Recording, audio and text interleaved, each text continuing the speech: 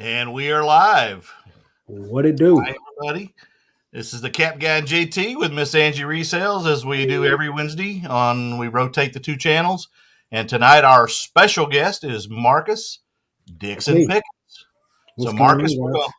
we're going to let you take it and tell us a little bit about yourself, and let's do it. What's going on, everybody? My name is Marcus. I am a full-time reseller on eBay. I have a YouTube channel, Dixon's Pickens, where I pretty much go around to Goodwill bins and source and just try and get as much inventory as I can to scale my eBay business. And I make YouTube videos about it to try to help new resellers learn anything, shorten the learning curve, learn bolos, pick up certain items that might sell, all based upon the area you live in. But just try to give away knowledge to as many people as I can because they did it for me. Awesome. That's awesome. Let's see. I don't know if Heidi's in here or not, but she had come in earlier. Johnny, what's going on? Lori and Miss Maggie Doodle. Hello. Hey, everyone. Maggie. Hi, Maggie. So we'll give them a few minutes to kind of climb in here, and then we'll go down that road. So I noticed that you're getting close to 800 subscribers. So if y'all haven't subscribed to Marcus, please do so. Hey, Sandy. Yeah, it's been kind of climbing here lately. Surprising. Definitely thankful though. Yeah, the first 1,000 for sure. From what I hear, the first 1,000 is the hardest to get. Then it kind of just happens, naturally after that. Yeah, I guess we'll Act see. naturally. Isn't that a country song? Well, if don't I know. wouldn't keep quitting and taking 6 months off, I'm sure that would be true. But I keep Well, taking long periods off, and then then it So starts. I decided to go like all in for my New Year's resolution with 3 uploads a week, two pre-recorded videos of Ben's footage, and then 1 live stream. And I haven't missed that upload schedule yet. And since doing that, I've gained almost 200 subscribers. So I guess it's working. So, what's up, Travis? Travis. There's the Goodwill thief. What's up, Travis? It's almost Travis's holiday, St. Patty's Day. Yeah, buddy. I'm surprised he ain't in New Orleans. Right. Ash Wednesday. So, how long have you been selling on eBay? This is the start of the 2nd year that I've been doing it. I've only been full-time on eBay since October, but I started playing around with it in October of 2021, just because I was selling hype sneakers. But I was only doing it as a kind of like a trial and error thing. I couldn't get enough hype sneakers to continue doing that business model, so I started thrifting near the end. I want to say December, around that point in time. And once I realized that thrifting was a more liable, better. Once I realized thrifting was where it was at, I took off and ran with it. And January was when I first started my whole reseller YouTube channel and actually trying to take it serious. I was only part-time at the time though, till October. So this is the start of my 2nd full year of being a reseller. And you quit your job to go full-time. Yeah. I remember you saying that. The thing with the job quitting was it was a no-brainer, right? It wasn't like I had this really awesome job where I was making great money and it was like a questionable choice. I was getting 2 shifts every 2 weeks, $10 an hour, 4-hour shifts. So $80 paycheck before taxes. That's not worth it. What is there to stay for? You know what I mean? So I had all this shade coming my way, like you're making a big mistake or you don't know what you're getting yourself into and you shouldn't quit your job. And look, guys, there was no reason for me to continue working. I was definitely making more money on eBay at the time. So I was like, let me just pour gas on this eBay thing and see what it does, because the job isn't making me any money.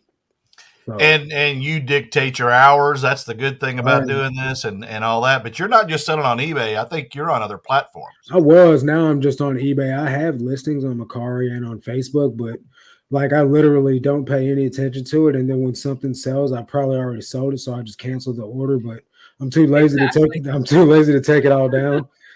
But I've got 1,500 items listed on eBay. I've got like probably 10 on Mercari, 10 on Facebook. How are your sales right now? Our sales are actually up right now. I shipped out 18 today. I shipped out 14 yesterday, and the day before that I shipped out, I can't remember. But it's only because I started promoting everything at 10% because my sales were down. So I was getting Now, like 4 or 5 yours is orders a day. mostly, you were a shoe guy, right? Primarily, and now jeans and shoes. Yeah, I'm still doing the shoes. I pick up a lot of clothing. You guys don't see the shoes because I get the shoes from a thrift store where my twin brother works at. Oh, So you got the in. That's right now because he's in rehab, right? He's in a treatment facility. It's a faith-based Christian ran thrift store that is ran by the rehab facility that he's in. And as his way to pay his way for his stay there, he works at this thrift store. And I go in there and I just get tons of pairs of shoes. So he's got 8 months left in there. When he gets out, I will not have the shoe connection anymore. So I'm milking it for what it's worth while he's in there. Although I definitely do go. That's the only thrift store that I thrift at on a daily basis. Whether he's there or not, I'll still go there on a daily basis. It's just right now I have an inside scoop on the sneakers. Yeah. Right. Well, hey, I'm going to say hi to a few people. Dana, thank you so much. I'll give you, I don't have a little doodad that tells you and sings, but I'll do something for you in just a minute. I almost wish I'd have brought Alexa in here because I don't care if I get copyrighted. Tanya, the Rural Squirrel, thank you for coming. And I love that name. Yeah, she was on Johnny's yesterday. She was on mine yesterday too. Huh? Kristen, a Rural Squirrel. Yeah. So she was on my channel yesterday too. That's right. That's right. She was. Yep. All right, Dana, you ready? I don't know if you're ready for this. I'll just. No, he's dancing. Let's get it. Lord help us. What was that? And for you, Van, it fits. For those you don't know, I bought two vintage 1996 Pearl Jam. Nice. Concert tees. He found 4 of them in a hoarder house. He sold 2 and he saved the 2 best ones for me. And I wear a 2XL. This is an XL. Hey, Bobby, you slimming I tried down, it on. boy? I'm like, I'm keeping one of these. Yeah. So thanks, man. And I'm not a big, Pearl Jam's kind of past my time. That's more of my time. Chris the Goose, thanks for coming in. There's Mr. Leon. Man, it's late in England. Yeah, you should be asleep right now, man. I know. That's my DNA history is British. 2 dogs. Thanks, there. Oh, thanks. Appreciate it. Glams, I hope it was worth that $10 to see that goofiness. I didn't have any music to dance to, so.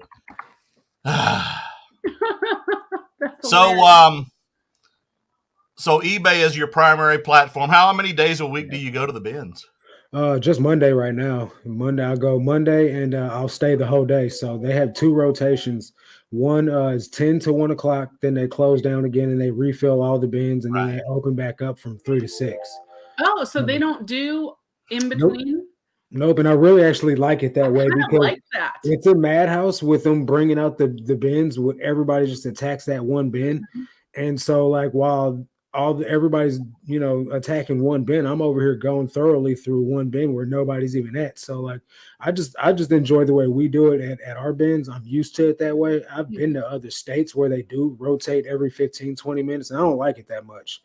Well, my bins is so bad now that they will only change out 2 of the bins at a time. That's stupid. So throughout the whole day. So when there's 40 or 50 people in there, trying to get just to one side of the bins of 2 bins is just a disaster.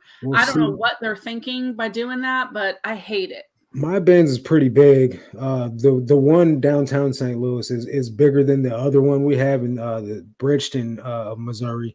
It's like 2 of those bin stores, and there's hundreds of people in there at one time. So it wouldn't make sense for them to be trying to and it's St. Louis, so they wouldn't listen to you. Wait till we get the bins still before you. No, they're not doing that. They're going to do what they want to do. Yeah. So I think it's better for them on an operational procedure to just close down and refill everything without rowdy people in there.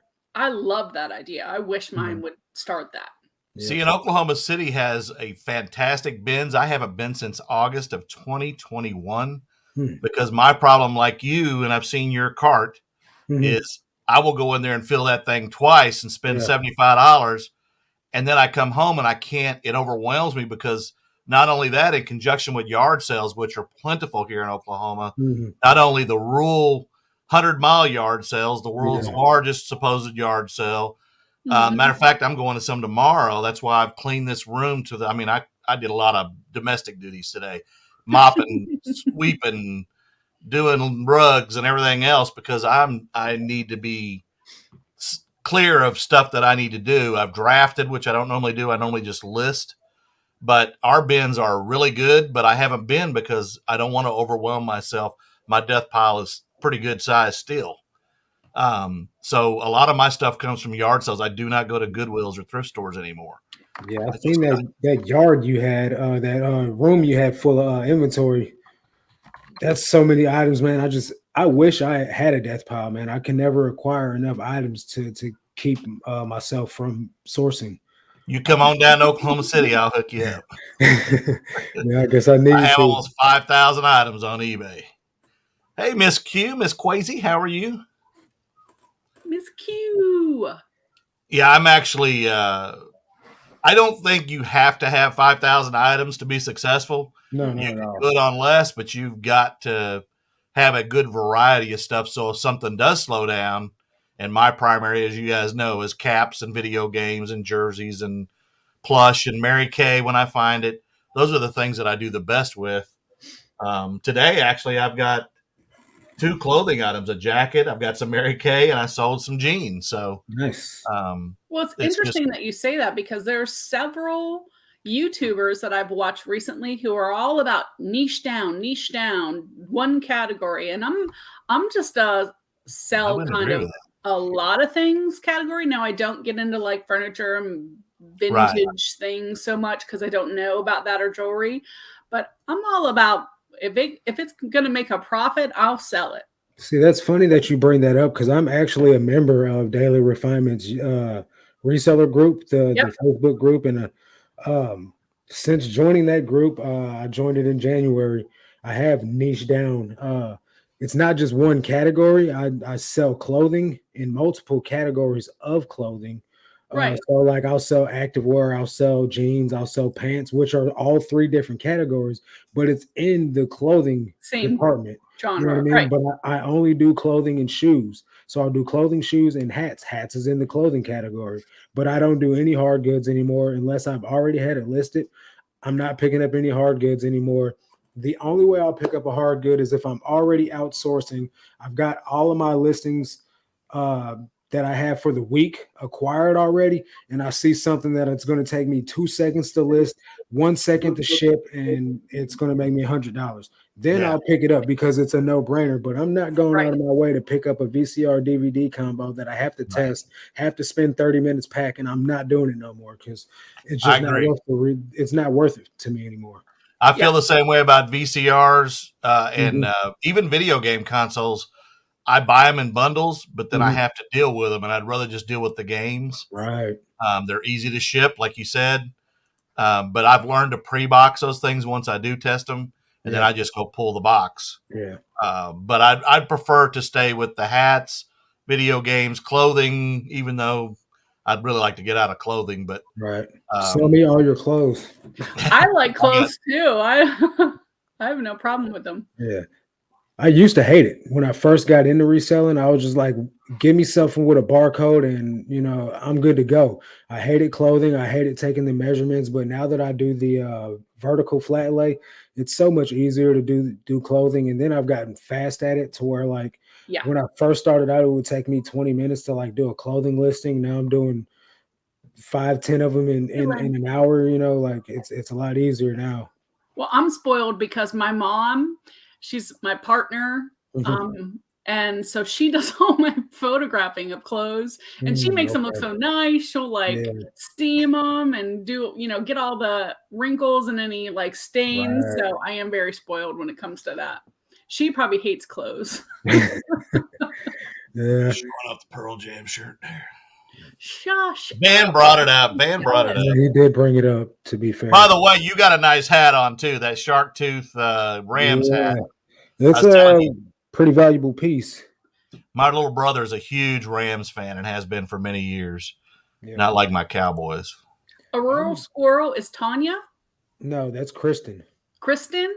Yeah. Kristen, I almost exclusively do the bins as well, so I know all about. She lives in Denver.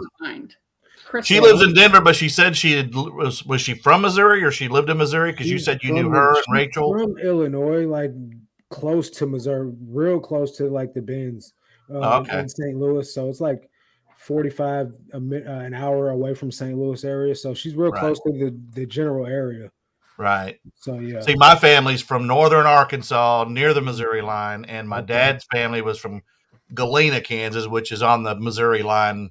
What part of Arkansas? Joplin and Carthage. But I was born in Kansas and raised in Oklahoma and Texas. But I was telling Angie before the show that you knew Rachel Strickland as well. Yeah. We love Rachel. We live like 45 minutes away from each other. Oh, nice. So it's real convenient. I actually go to her town that's where I got this hat from, was in her hometown at a thrift store in her hometown. So yeah. She might hurt you if you buy the Lego out from under her. Well, I sold her a bunch of Lego. I don't know if you guys saw that video I did with her, but I did a bulk buyout with some Lego from a 15-year-old kid. I bought like 35 pounds of Lego for I think $100.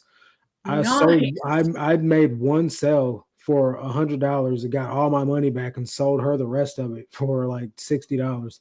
I was like, just please take this off my hands. I bit off more than I could chew. I didn't realize how much work was in that stuff, man. I know. I don't do Legos hardly. I hate Hot Wheels. I hate Lego. It was a learning experience. Unless they're boxed. Yeah. I learned not to do it no more. So have you tried Amazon or any of the no? I see people Legos made me think of it. I see these people who are buying these Legos and they're spending so much money to hold on to things for a year. It's just not my model. Spending that much money and then just holding it.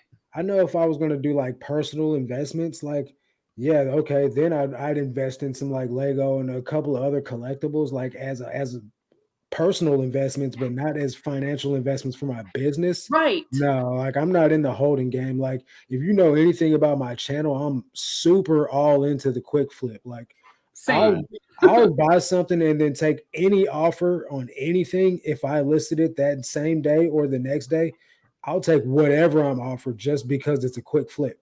And I prefer to just get my money back into the market. You know what I mean? Mental note: low ball Marcus on everything. No. Yeah, and actually, we were talking about that before you came on, Angie and I, behind the scenes, and I said that. I said Marcus, he'll buy jeans at the bins for $250, and he'll flip them for $22 and be happy. So you don't have to make the big bucks on them, and that's smart. Hey, Sharon, welcome. Yeah, it wasn't always like that, you know what I mean? Like I was just like, I'm gonna get all my money, you know what I mean? But it's a volume game, man. If so this month, last month I sold like over 300 items, right? Before I wasn't doing that. I was selling maybe 100, 150 items in a month. But then when you start thinking about it, like if I'm trying to hold out for all the money all the time, I'm not going to be making as much money as I could. Whereas I sold in the last 3 days, in the last 4 days, I've grossed almost $200 or $2,000 in the last 4 days just by selling more items. You know what I mean? Put some money away for Mr. Taxman. I definitely do that. I got a CPA and everything. That's the comforting part, is that I know that I'm ready for the tax man. Right. But I just and I'm doing this as a business, so I know that that's part of it. You know what I mean? Right. So that right there isn't even an issue. But I know that if I'm selling more items, that's more money that I can reinvest, because I'm in grow mode right now. I'm trying to get to 30 items a day. I'm at 19 items a day right now. Nice. So I'm getting there, but I know that I can't start making money and seeing it sit or plateau on the level that I'm trying to until I reach my 30 items a day. So right now I gotta sell it as quick as I can to get those profits reinvested in more items. I know Daily Refinement's all about that 30 items a day. That's what Yep. That's what I'm trying to thought get. about Whatnot?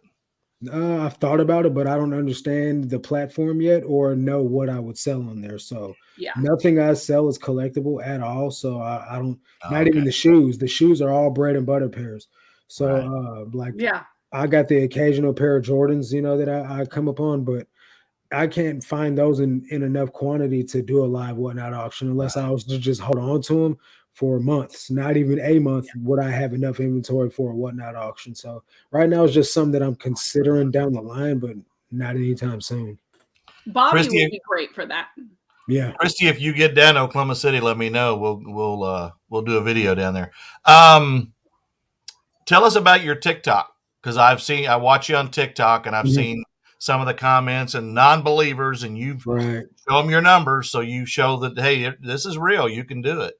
So TikTok, to be 1000% transparent, I started it to grow my YouTube channel because I know that, like, even right now, I put the least content out on TikTok, and I have the most followers out of all my platforms combined on TikTok. You know what I mean? So I really started it to grow my YouTube channel, to divert people to my YouTube channel. But it doesn't convert that well because people are in there for short form content. You know what I mean? So and I've made sales off my TikTok followers and stuff like that, but that was never part of the plan. I never started my TikTok like, oh, I'm gonna make money off of it. I would like to monetize my TikTok, but not to make money off my followers. You know what I mean? Like, that's never in the plan of anything.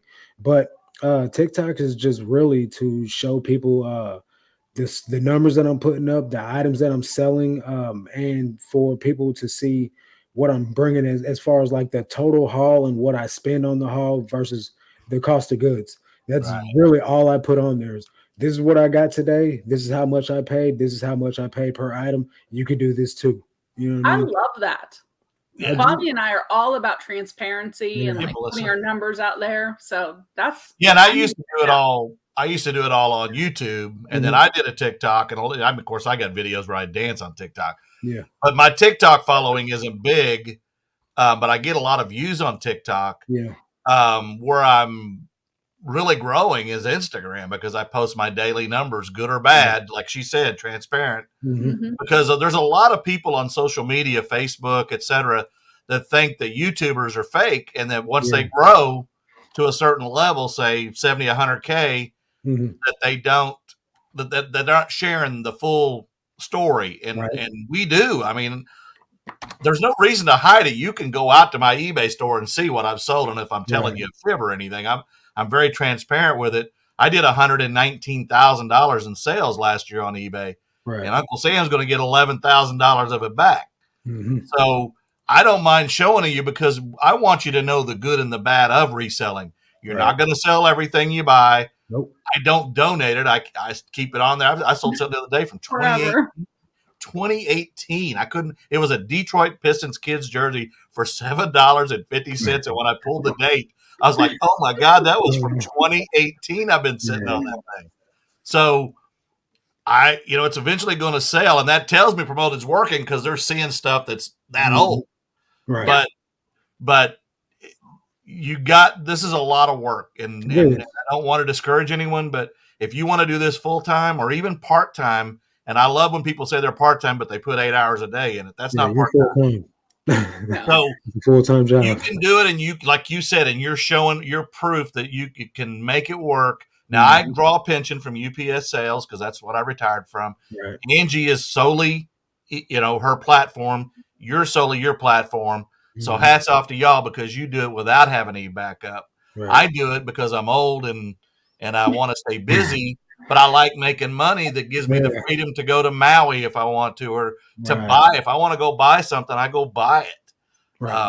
And if, treat my kids or whatever, I get to do those things because it allows me that flexibility, but I work harder than I did when I worked full-time at UPS. So the stress is less, but definitely I work at it. And so if you put in the effort, you can be successful. It's definitely a grind for real. I never thought that it was going to be easy, but I did think it would be less rewarding. It's definitely more rewarding than I ever thought it would be, and I agree. the most favorite job I've ever had, honestly. Yeah. And you're the boss, although you do answer to your customers still. Yeah. And we know So how do you handle the work-life balance with eBay?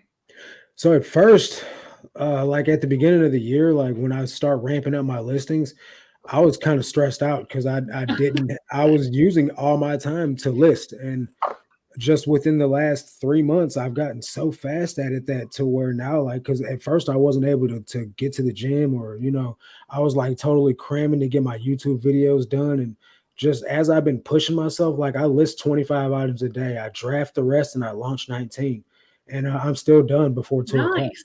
Yeah, I'm done before 2 o'clock in the afternoon. Usually I'm done around noon. I get up at 6 in the morning.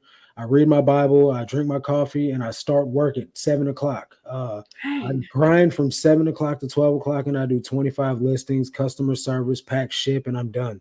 Then I can go thrifting or do whatever I want to do, for the rest of the day. So. And at what time does your girlfriend have a job where she works? Yeah, she goes to work at 4.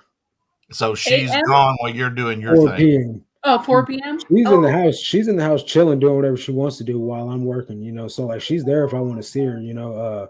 But like I try to not get interrupted, or I try to not stop what I'm doing because I want to get it over with and done.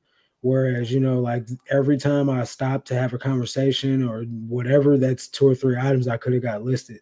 Whereas if you'd have just left me alone, so it's kind of like she leaves me alone to let me do my work, and then when I'm done, then we'll chop it up and talk and spend time together. Right. Christy asked, "What did you do before you became a reseller?" You want to talk about that? So before I was a reseller, I was never full time. I was a part time rec. Hey Dave, I was a recreations manager. I was the front desk clerk at a rec center for a few months after COVID, but before COVID, I was a kitchen manager at Golden Corral. I ran the kitchen. It was a salary pay, but it was really bad pay. It was like $36K a year. But you overworked yourself so much. Like I'd work 12-hour days for $36,000 a year. Like it was definitely not worth it.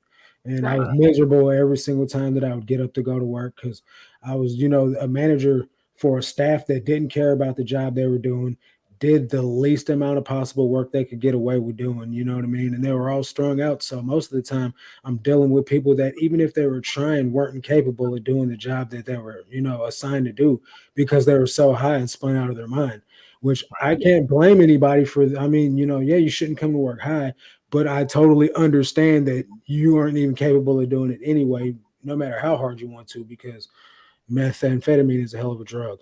So, and made me think of Scarface. Don't get high on your own supply. Oh. Man, it's crazy, man, because this town is so small, but it's so overran with drugs that it's kind of sad, honestly. Oh, between the opioids and meth, Oklahoma's got their share of it too. I think everywhere is honestly just messed up nowadays. It's just a bad time. It is.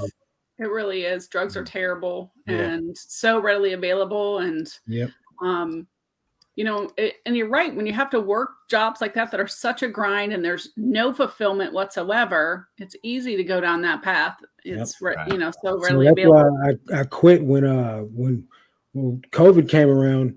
We shut down for a while. I want to say about 2 months we weren't open, but we were still going in there and like we were cleaning the building up and doing busy work. You know what I mean? But the doors weren't open to the public.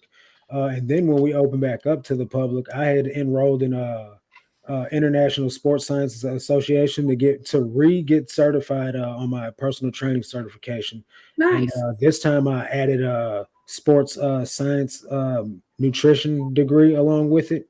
So I got recertified in the personal training category, but fitness was so touch and go at the time because gyms weren't open either. Right. So it was like, why did I even decide to do this when I can't even use it? You know what I mean?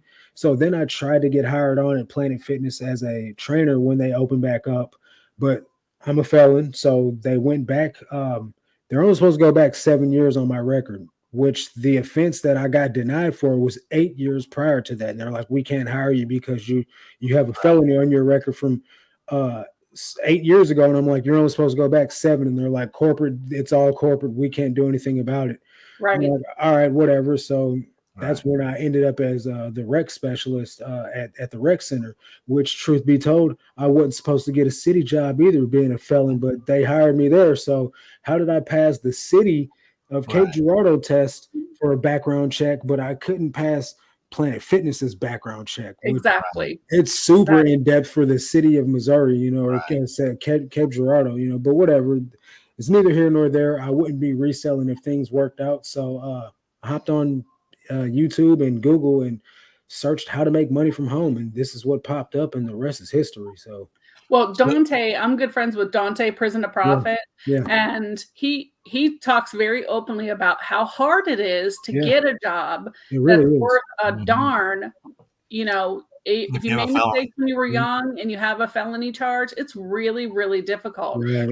He is all about the entrepreneurial side of it, that if you want to make money, work for yourself, and like sky's the limit. So I love that. Yeah, I definitely relate to. I've had Dante on my live show before too. Yeah, but, love him. I definitely relate to him because even he used to be a manager at Golden Corral too. So it's like we got a ton in common. His charge is first-degree robbery. Mine is attempted first-degree robbery. So, like, even our case, down to our cases are very similar. But he did a lot more time in prison than I did. So yeah, he did. But at the end of the day, I can't take none of it back, nor would I take any of it back, because it sculpted me into the man that I am today. And I was a piece of trash back then, and I feel like I'm a decent person these days. So I definitely appreciate everything that I went through, no matter what I did to get there. I definitely feel that I'm in a better place now because of it. So that's why I don't not talk about it. I'm very open about it because it's all public record anyway at the end of the day. Right. Now, who were the first YouTubers that you watched when you got into reselling? Okay, so first it started out, like I said, with hype sneakers. So it was all Sneakerhead in the Bay. The personal friend of mine, Andrew, he's got a sneaker shop called Holy Ground out in California. And then there was what's his name, man? DJ. I can't remember his channel. He's really big. He's got over 100,000 subscribers. Roscoe, just all sneakerhead channels, right? So then I started finding Harry Tornado would pop up in my feed on how to, resell stuff. Froggy Flips, Cincinnati Picker. And then from there, I start ignoring this sneaker head side of things and start diving like full blown into what sold videos. So Cat the Nurse Flipper popped up all the time. Right. Who else was Dante was one of the first YouTubers I started watching.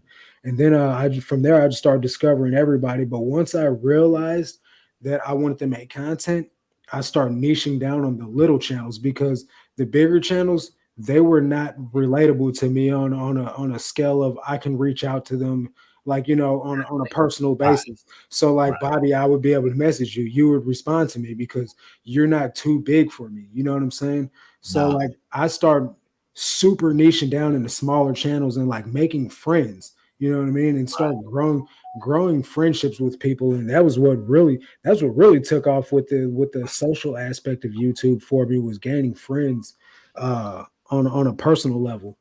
And I'll say one thing, and it's not to be negative or anything. Just because you're a big channel don't mean you're a better picker than people that don't have a big channels, because you learn from everybody. Because I've learned from people that, clothing lines from women that I never knew anything about those clotheslines. Like, I know about some jeans like Miss Me and Rock Revival and all that kind of stuff, but starting to learn other brands, learning about, ceramics and things that I don't really like to get into, but watching every channel you watch. I mean, my expertise is mainly jerseys. Was my first thing I ever sold. That's all I used to sell. And I know a lot about them, and I have a ton of them. Yeah. Ball caps I kind of fell into. Mary Kay I fell into. Video games I still learn, but we learn every day. So just because you have a big following, a lot of those people fall off of reselling because they've got a big channel, and that's fine. And that's what makes them happy. but you got to be able to diversify. In my opinion, you got to diversify and learn new things to sell, because not every day that the things that you're selling are going to be popular. Well, that's just like with me with the clothing. I learned a lot of my clothing brands from like the 5 Resellers and a couple of other like smaller channels where that they focus on clothing. So I started listening to their videos and looking for these brands that they were selling on a regular basis while I was out. And then when I started to like laser focus on clothing, that's when I started looking at more channels like Thrift of Life. He's gaining a lot of popularity, but when I first started watching him, he had like 10,000 subscribers. But he's like real super like focused on men's clothing and like breaks it down in like sell-through levels of good brands to source while you're out. So it's just like you find the category that you want to learn, and you start finding YouTube channels that base their content around those types of brands and those categories, and then that's what you use to learn from. But I still watch YouTube as an entertainment source at the end of the day. So even if it's not something that I want to sell, I still watch YouTubers that I enjoy for entertainment and see what they're selling and picking up.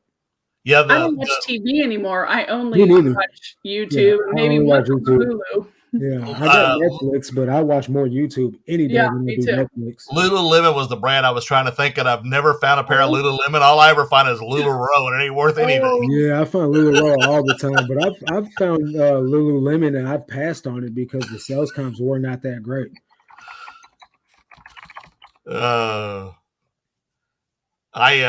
I sold some John B. Stetson jeans. I bought a bunch of them brand new from a store that was rotating their stock last year in September, and shirts, and all the shirts are gone. They're all Western shirts. The jeans are Western brand, because I've never heard of it. I had never heard of them either, but I'm selling them for about $25 a pair, and I had paid $4. They're all brand new.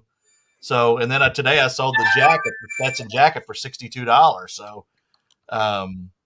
it's not a known brand, but it's a Western type jean, kind of almost like the Rock Revivals, but Rock Revivals are a lot more valuable. So a brand that I've kind of stumbled into, a person that is at the bins all the time. She's a flea market seller. She picked up a brand, Robert Comstock. I had never heard of it. She's like, "Here, you want this shirt?" And she gave it to me. It was like a denim Western shirt made in Italy. And I had never heard of it. So I looked it up, and lo and behold, the shirts are selling for like $40-$50. So I was I was definitely out. And it was new with tags. I was like, yeah, I'll take it. I looked it up. Hang on a moment. I got to mute this. Some of the brands I've found that I didn't know anything about were like Psycho Bunny. I never heard of that. Last summer, I bought a bunch of them, and I sold every one of them pretty quickly. Patagonia, of course, and Pendleton I love to find, but it's the ones that it's such an odd tag and and they'll be worth a ton of money, and I just never heard of them before. Yeah.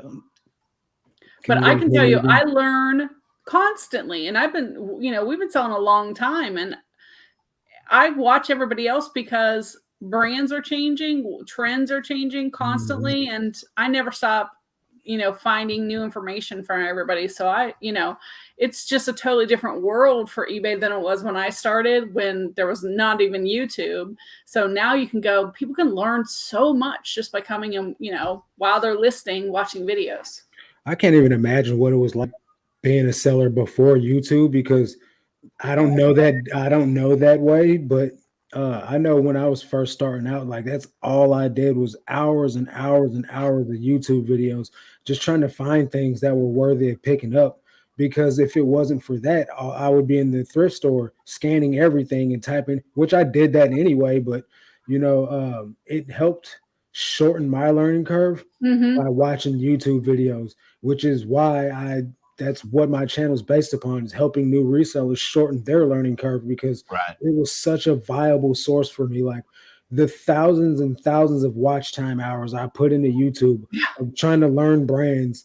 So that's why I put the videos out of me picking and outsourcing, so they know at least you can pick up these handfuls of brands, because if anyone's been watching my bins videos, they see that I pick up the same thing over and over and over again.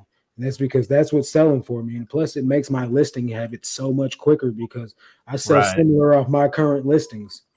Today I tried to use Sell Similar and it would not let me use Sell Similar on my phone. There's having some issues on the phone. Oh, okay. So I had to just actually from my phone. I only list from the phone, and I haven't had an issue with it. Me too. Maggie, I started in 1998 on eBay, so we're the oldies of the group for eBay. And I see everyone now, like, looking up everything, and I'm thinking, I think that's what made me such a well-rounded picker is because back then you had to go on your gut. Yeah. Because nobody had cell phones you could look anything up. You had to go home on a dial-up computer once you had something and take pictures and get them developed and scan them on a scanner. There was like a totally different world back then. So you literally just gut feeling whether you thought something would sell. So that's why I think now I can still spot things that are just unique because I have that. But also with that being said, now there's no way you can lose. There's no excuse for you to not be successful with all the tools that you have available in the palm of your hand. Like you can literally pick up something that has sales history. There's no reason to not succeed. I watched the Food Channel for hours. He's probably watching the microwave Food Channel. That's why. Sandy brought up a point about Rocky. She said she didn't know about Rockies until I told him about it, that I had sold some. And the thing you got to remember about that is I'm old. So I remember the women wearing the Rockies in the country nightclubs back in the early 80s. So that's why I knew what they were. Rockies, what? Like boots? They're called Rocky Mountain jeans. And on the back of the jeans, they have no pockets. They're slick. And the girls would wear their cowboy boots with them. And, of course, cowboys kind of like the fact there was no pockets, right? Were you a cowboy, Bobby? Just a drugstore cowboy, as we call it. Even though I was in Texas. Dial up. Remember that AOL thing with the little guy running by? And the other day I found a disc and I was like, oh my God, I wonder if that still works. That goes for money, though. I still have an AOL account. So one of my emails is AOL. In 1994, I told someone that the internet would never last. Boy, were you wrong. Because I said when you went to look up something, it literally would take so long to like download a picture. I'm like, we could drive to the library, copy it, and be back home before this picture will come up. Yeah, but you weren't wrong about that, though. But, no one thought it would be what it is these days. Yep. But at the same time, though, man, like, can you imagine the genius that had to be behind the people that started the internet?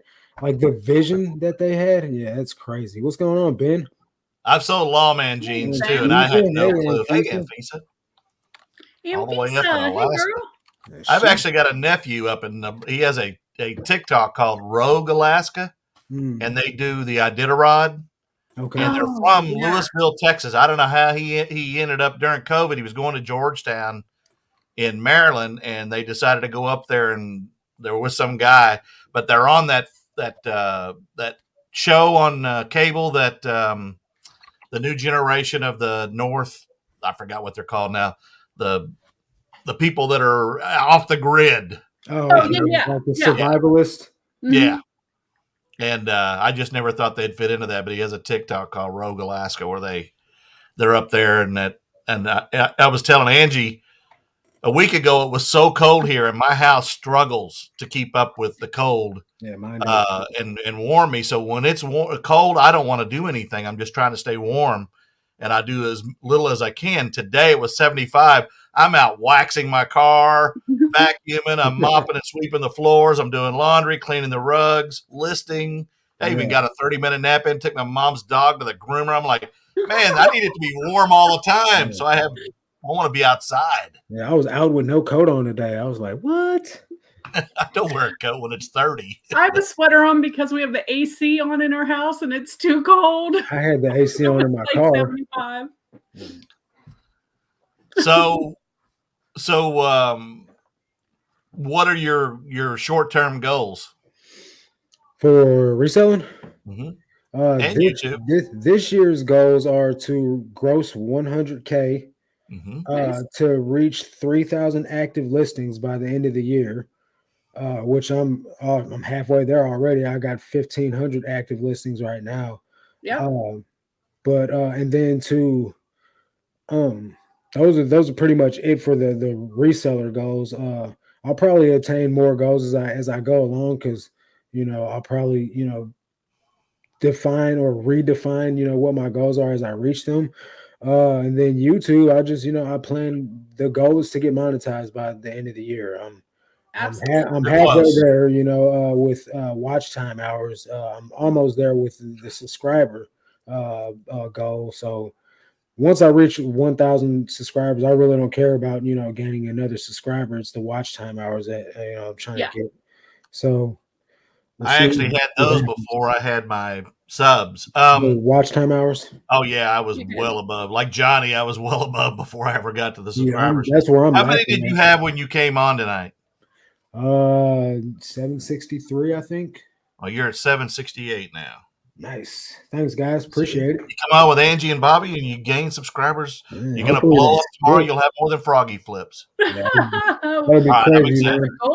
I don't know if I ever expect to get to that type of level, just because, I don't really expect to get there. But, if I do, I do. I'd be satisfied with 10,000 subscribers, man. Honestly, but like I said, if I get to 1,000, I don't really care if I get another one, because I don't really care if I'm gaining subscribers, as long as I'm helping people, Paul's crazy. Hey, you could unsub him too, right? Oh, man. Look, man, Paul is one of those guys, man, that I'll never unsubscribe from, ever. I just really appreciate his content. Even if I don't get to see half of his videos, I'm going to stay a subscriber. There's people that I'll never unsubscribe from.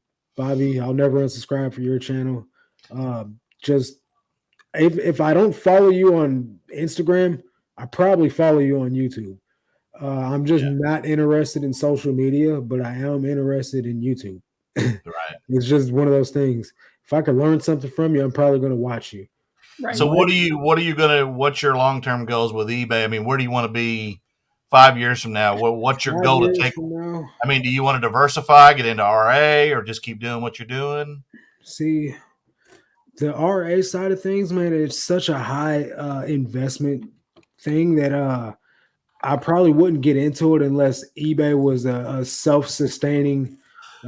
So from Bobby Daly, if eBay was taking care of itself on its own, like as far as I had product coming to me that I didn't have to go out and source, I didn't have to inspect it, like it was just 100% good inventory, and I had people to list it the way that I wanted to list it. Shipping was, I had everybody to take care of everything for me. That would be the only way that I would hop into retail arbitrage and Amazon. Is just because eBay was doing what it was supposed to do without me. Right. I'm not a big fan of RA. I just don't think there's a huge profit in it. Yeah. Now, I know Justin makes good money at it, but he sits on a lot of inventory. Yeah. And of course, he's blown up his channel, and he's a great YouTuber. But I just when I see them scan something and I see a $5 per item profit, I'm like, Paul. Yeah. Oh, Paul. Hey, Gwen. Man, it's been a while. I'm just not into that either. Thanks, Paul. I'd prefer to, if I'm only making $5 off it, I'd prefer to only spend $1 on it. You know what I mean? Mine is, I like to be 10 times my money. If I'm getting thrift items, that's my goal.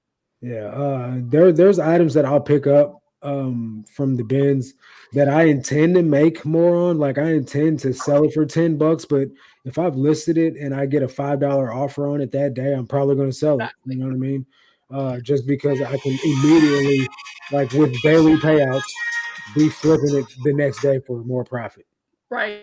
You got to be careful if you're doing promoted for 10% plus your eBay fees, you're at 25%. You have to be, break even. You're not going to make much money. Yeah. Yeah. And that is the only part of things where like, I put aside my 25% for, and I actually put aside 35% for taxes, even though I don't have to. I have money in the bank. You know what I mean? So like at the end of it all, I got a little nest egg that I didn't expect to have type thing. You know what I mean? Secret savings, if you will. Yeah. But then I put aside my 12% or whatever for eBay fees, and then on top of that, I put aside my promoted listings comes out of it as well. I don't expect to sell something for 10 bucks and make profit in large amounts on it. But that's where I don't pick up very many items that I'm going to have to do that for. And if I do that, it's going to be a volume thing, to where if I'm selling an item that I'm only making $2 or $3 or $4 on, it's going to be one of many that I sell in that day, to where it does even out to be worth it. Whereas I'll sell 4 or 5 items in a day for like under $10. I sell 10 or 20, you know, for more than that, you know, so it just evens out. Yeah. Well, are we going to see this dance move or what? I'm trying to find a song. Marcus, what's the thing you love selling the most? I love selling shoes, honestly. I love selling shoes. When it comes down to cleaning shoes, not so much. Listing shoes is a breeze. Selling shoes is a breeze. Packing shoes is a breeze. It's just the cleaning shoes of that. Pain. Yeah, that's the side of things that I don't like. Yep. Can y'all hear that? Yeah. Do you know the name of the song? No. You don't know Cool in the Gang, Get Down on It? No. I mean, I probably would have if the chorus came in. I would have. I've heard it. All right, Paul, this is for you. Lord help us. Purple Jam T-shirt. Yeah, get it, Bobby. Yeah.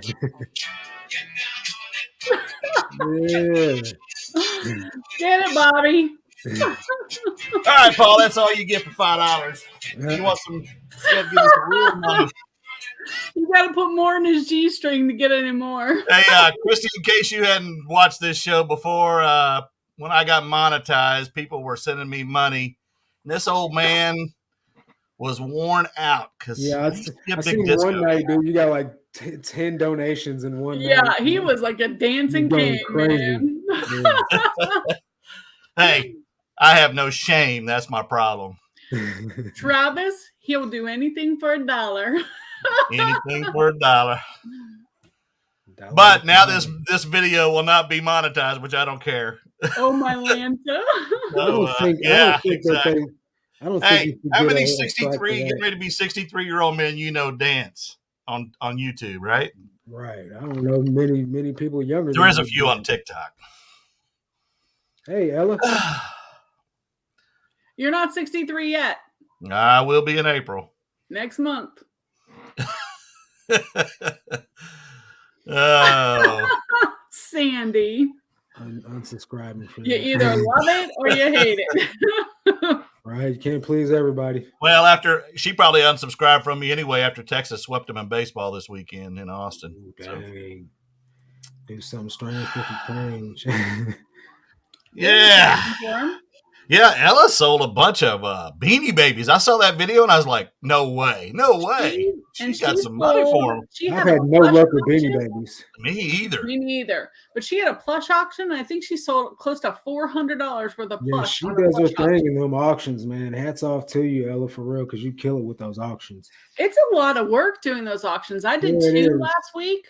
Oh my gosh, the people are doing them all the time. That takes a lot of effort. Yeah. Well, the one thing I know, Paul, I went into his last night on Whatnot, and that's the one I've been buying a lot of GameCube because I'm trying to collect them, and I need to slow down till my sales pick back up. But anyway, and I bought some higher end games. But the good thing about Whatnot is that their money, as soon as you buy it, the money comes out of your account. Yeah. And the negative that I found, at least in my opinion, is the shipping is slow. But I do. It depends on who you're buying from. Because if you buy from an eBay seller that ships in one day, they're probably going to ship your Whatnot stuff in one day. Paul shipped his stuff like immediately. Oh, okay. And Lil Miss Q, I bought from her. She also shipped like super fast. So there was a question Thrifty Nano Horton asked. You want to know what your favorite shoes? Yeah. Brand shoes that I look for. So generally, if I'm going out looking for something, I'm going to try to pick up Jordans. Right. High-end Jordans.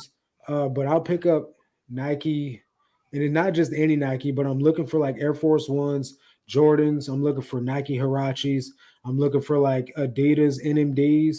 I'm looking for On Clouds. Not so much Brooks or like anything like that because the market's saturated on Yeah, it those. is. But I'll pick up like On Clouds. I'll pick up work Easy. boots. I'll pick up Yeezys, but I never find them for real. I know. And if I do, they're not legit. So it's one of those things. It's not worth it because most of the time they're fake. So I'll pick up basic bread and butter Nike running shoes like on a regular basis. I do pick up work boots, cowboy boots, Ariats, things like that. Justin boots, Doc Martens. I actually just picked up a pair of Doc Martens. I got them listed for $85. Nice. Yeah, so like those are the things I'm really picking up is like boots and work boots, cowboy boots. Gwen said Hoka, and those are good ones too. I don't find Hoka all that often, but yeah, if I see them, I'm picking them up. Do you worry about, counterfeits? With Hoka or something like that? No, with like Nikes and Jordans? Yeah, I do, but I'll get them verified through the Check app. Oh, okay. Yeah, so I listed some Adidas 3-stripers today. They were, what were they? BB 2885s, but they're 13s. I find that bigger shoe sizes still sell because you can't find those in the shoe store on a regular basis. And then if they do make a sneaker release in those sizes, there's probably only going to be a handful of the bigger sizes. They're going to be like hundreds of pairs of 10 and a half. So, more common sizes. But when it comes down to like 13s, 14, 15s, it's probably going to be like 10 in a whole release. So the value goes up on them and it makes it harder to get. So they got to come to eBay to find them. Exactly. Got some cements in blue. Nice. I like the Jordan 4 cements. They're probably one of my favorite Jordans. 13 sell for me. Yeah, I got a pair of 13s listed right now. Adidas, brand new without box listed. They'll probably sell pretty much immediately. Got some Adidas Kobe Nightmare Before Christmas on shoot for $9. Yeah, man. I've sold a pair of Kobe Grinches. I got a pair of Kobe Grinches, brand new. I got somebody with a bot to get them for me. I paid $260 for the shoes, paid $60 for the bot, but I sold the shoes for over $600. So I still doubled my money when it was all said and done with. So my best shoe sale is of course they're band shoes. You ever find band ones? I haven't found any, but I know what you're talking about. I've sold some of Westbrook's when he left town. He donated a bunch. Yeah, I've seen that on your short. Yeah, $1,200, and then about 2 weeks later, I get a message from a guy says, "I would have gave you triple that," and I was like, "Oh my gosh!" But then I'm like, "Well, 85 into a 1,200, I'm good." Yeah, I never found anything that was that expensive in the sneaker category. My highest sneaker sale was $800 on a pair of Jordan Union 4 retro. Yeah, those, but I didn't make as much money off of those because I paid $700 for them. Actually, I paid $600 something for them, but after fees and taxes, it was $700. So I only made like $100 off that deal at the end of the day. So it wasn't really worth it. I wouldn't do it again, especially because it took a while to sell. Huh? I do have a pair of Jordans listed, but they're listed a little high because I paid the high for them. I bought them new when Nike released them. Yeah, and I've got them in my closet. They're size 12, which is what I wear. So I always buy. If I'm buying to resell new, I'm going to buy my size because I don't wear high tops, but they're mid-high shoes. Yeah. But they're really cool. I sold one pair and I've still got one. So Marcus, what is the site that you use to verify authenticity? It's called Check. It's an app. Hey, Sonny. How much do they charge? It's like $1 for a 12-hour verification, or you can do $3 for 30 minutes. But sometimes you'll pay $1. Sometimes you'll pay $1 and you'll get it back in 30 minutes. So it just depends how busy. So what do you send them? They want pictures of if you have. They want the picture of the side of the shoe. They want a picture of the insole of the shoe. They want a picture of underneath the insole to verify the stitching on the shoe from the sole to the uppers. They want a picture of the box, they want a picture of the label on the box, and a date on the inside of the box.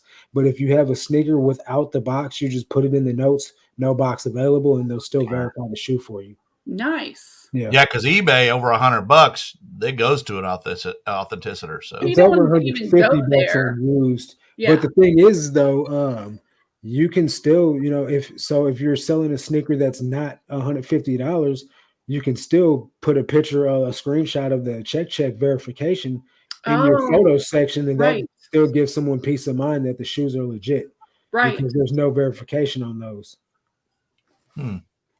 That's really a good idea, because sometimes I've had a few pairs and I'm just like, I don't. And then you just never know when you're out sourcing. I had this lady, she was like, I got a pair of shoes this lady sold me. She said it was worth $400 and they're Jordans. And I was like, go get them now. You know what I mean? I will buy them. And so she brought them up. She's like, I just want $10 for them. And they turn out to be Jordan 11s, which are the most counterfeited Jordans out there. I've come across more fake pairs than I've come across legit pairs of them. Right. And so I was like, I'll buy them. Just let me run a check on them first. Ran the check on them, and they were fake. And I was like, look, let me show you why they're fake. So that way you know that they're fake. And she's like, I'll sell them for $40. And I'm like, somebody will buy them. Somebody will buy them, even knowing that they're fake. They'll buy them, just but not you can't sell them on eBay. Yeah, you can't sell them on eBay, and I won't be the one to buy them. If I was buying them for personal, maybe, but I prefer to not wear fake shoes. That's why I don't sell Coach purses anymore on eBay. Yeah, I got one taken down, and I still thought it was authentic because I did the research to know the pointy A, and all that. But I think it's the Coach brand. Period. Nobody can sell it on eBay anymore, from what I gather. But I found video games that are fake, and I did not know that. Like the old stuff, like the Super the Super Nintendo, that there were fakes, and I bought a bunch. Now I made a lot of money off the ones that weren't, but there were 5 games in the lot that were fake, and one of them was a $350 game. Yeah, and I don't know anything.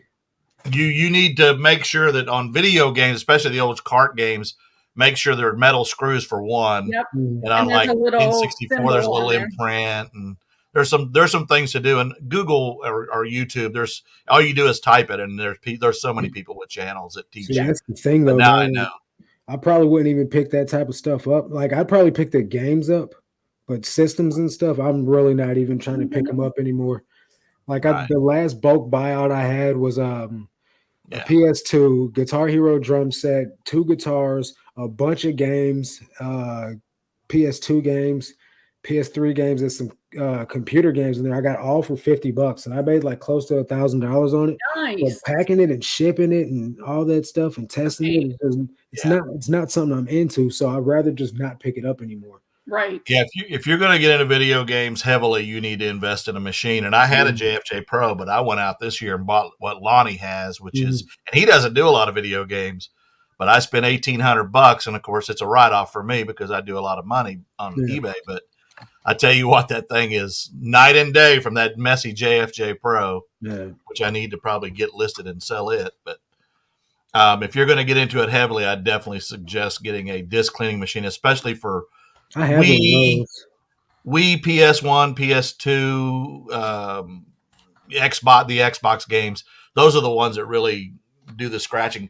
PS3 surprisingly is one of the better video discs that usually doesn't have a lot of issues. Sonny, I completely agree.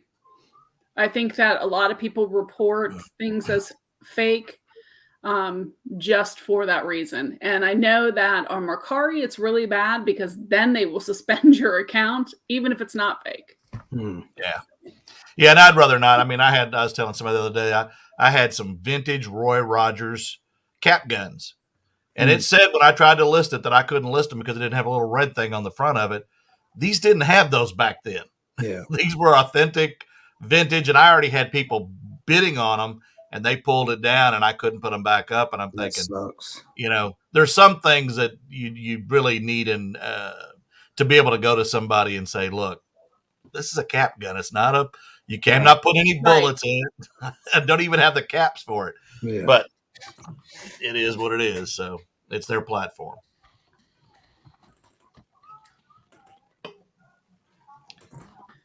Honey, I was going to type it, but I'll just say, where is the House of Gucci? Where can you rent it?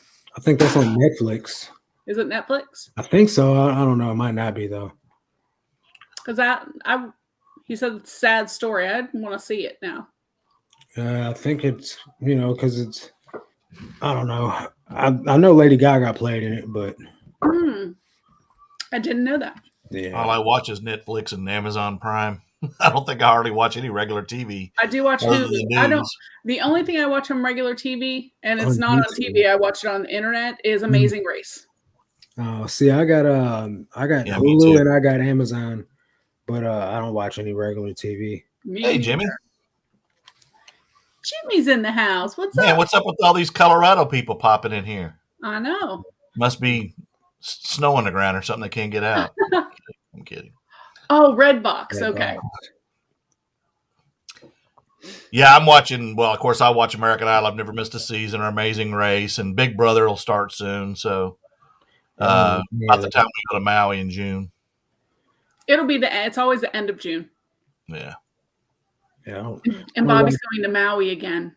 Yeah, and I'll be watching it in Maui too. I promise you. I will. So, you go to Maui every year, Bobby? Yeah, and the other reason we do it is I have 3 daughters and 6 grandkids. My girlfriend has 1 son and 1 granddaughter. So every year we try to go, and we wanted to go to Europe because I've been all over the world in the military, but I wanted to go to Europe. But when COVID hit, we just decided, well, let's just keep going to Maui. And since 2016, this will be our 5th trip. We've been to the Big Island once. Of course, I went to Oahu in the Navy, but we stay at the same place on the northwest side of Lahaina.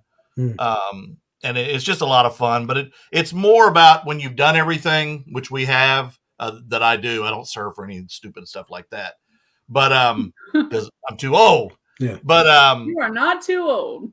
It's always the enjoyment of seeing the grandkids or the kids that haven't been when they arrive for the first time. And her late husband had worked for American. So we fly on passes and we fly standby. So that's how we afford to do it. Now, sometimes we have to pay for a few tickets, but right now, round trip to Maui is only $750 from Oklahoma. That's not bad. If you get it far enough in advance, but where you're going to spend the money is the condos, or depending on the time of year. Right now it's well season, so they're really high.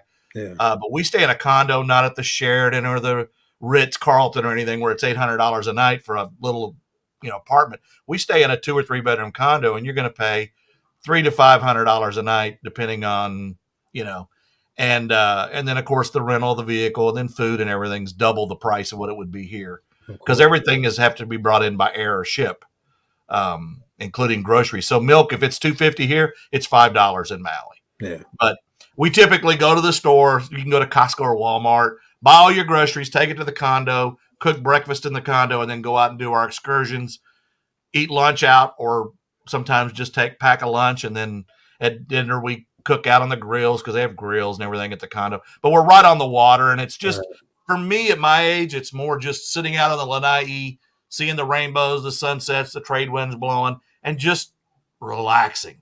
Even though I still have eBay sales and still sending offers on vacation. We're still yard selling in Maui. Right. So a reseller don't end on vacation. I actually started reselling in Hawaii because that's where I lived in 1998. Nice. And you could ship priority mail anywhere in the country, 2 pounds for $3.25, even from Hawaii. That's crazy. And I would just buy like that no more. Yeah. I know. I'll say that I use probably padded flat rates and A's more than any other USPS product. Yeah. Me too. I use a ton of them. I use flat rate. I use the flat rate cardboard envelope more than anything, but padded flat rate's the next one. Yeah. Yeah. Sonny lived in Oahu for 10 years. Mm-hmm. I enjoyed it a lot, but I had a newborn. And so it really left you, we couldn't do a lot of stuff when you have a newborn. And I have to say, I did get rock fever after about a year being there, that you feel kind of trapped because, you drive 4 hours and you've seen it all. Gwen was married in Maui, and now she's single. Girl, I'm single now too. Probably needs to go to the Big Island or something, or Kauai or something. I went to Oahu twice when I was on a carrier in the Navy, so we anchored in Pearl. So, but I prefer Maui over any island I've been to. It's more expensive there than any other island, but yeah, it's just I don't know. It's something about the ambiance of that island that I like. Well, I guess I'm not cool enough because I've never been there. You know, it's not beyond what you want to do. Again, save your money, look for the deals, and you can get there. I promise you. Well, this year I'm thinking in July. I'm wanting to go on a mission trip to Guatemala with my church. I don't know how much that's going to cost yet, but I think that would be pretty interesting to go do that and to be able to help some people and just spread the word of the gospel. It's pretty cool. What's their mission? What are they going down there to do? I'm not exactly sure yet. I just started hearing them talk about it, so I got to find out and get the details on it within the next couple of weeks. Nice. I know it's a mission trip, and mission means going to help somebody, so I'm all about it. Oh, yeah. I mean, my kids have gone on mission trips and things, and a lot, one time they built a school, one time they did wells and other stuff, so it's really cool, all the stuff that they do. Hey, Miss Q, that sucks. You wish you were single. Don't tell your man that. Yeah. No, I was married. Yeah. Once for me, 17 years, never again. I was married for like 2 months. 2 months? Yeah. Well, she was a horrible person, obviously. Yeah, well, I knew I shouldn't have done it when I did it, but I'm kind of one of those guys that like I try to make things work, because you're supposed to, but it just wasn't meant to be. Yeah. I got a freaking name tattooed on my chest too. That sucks. Oh no. You can change that. Yeah, I know. Just get bigger letters on something else. Eventually I will, man. You could put "I support Paul Philly Flipper" right there and just make it big letters. Yeah. I figure I'll just get that cream that makes it wash away or rub away and get real thin or whatever. Dang, you went head first, got married, did the tattoo, everything in 2 months. No. I was with her for like 2 years, but we were married for like 2 months. Yeah. Cover ups. That's right. Yep. I didn't get my first tattoo till I was 52 years old. I got a bunch of tattoos, man. Like they're everywhere. I did. My first one is the state of Texas with a longhorn in the middle of it. My other one's my military stripes. Nice. Sonny, you've been married 11 years, man. Nice. That's what's up, bro. Nice. Yeah, man. I wish I'd have never got married to her. I do want marriage. She wasn't the right one. Yeah. See, Paul's still listening. He's like, great idea. Get his name on your. Can you imagine getting Paul and maybe his dog on your chest right there? That was actually my dad's name. Melissa McAdams, we might be 20. 11 years married. I was married. Unfortunately, I was married twice. The first one was a good guy. He's my daughter's, both my daughter's dad, and he was military. I just was ready to be done with military life, and he wasn't. And that, but he's a really good guy. We just grew apart because we got married when we were super early 20s, and we were married for 14 years. And then I married, I rushed into something and got married to somebody who was the absolute worst human being ever. And so I have a really bad feeling about marriage after that. So if he would have been a good guy and whatever, that would, but unfortunately I picked a bad one. Sonny, in answer to your question, I grew up outside of Austin, across from Bergstrom Air Force Base, a place called Del Valle, or in Spanish, De Valle. But I've lived in Beaumont. I've lived in Dallas twice. I've lived all over in my trucking career with different companies. But I love Austin, and I live in Oklahoma now. I live in what did she say? No. Bobby's been married once, and when she left, I raised 3 little girls, and I'm a daddy first, and yeah. Nice. Now they're all grown with their own kids. 36 years in April. Wow. That's plus 7 years of dating before that.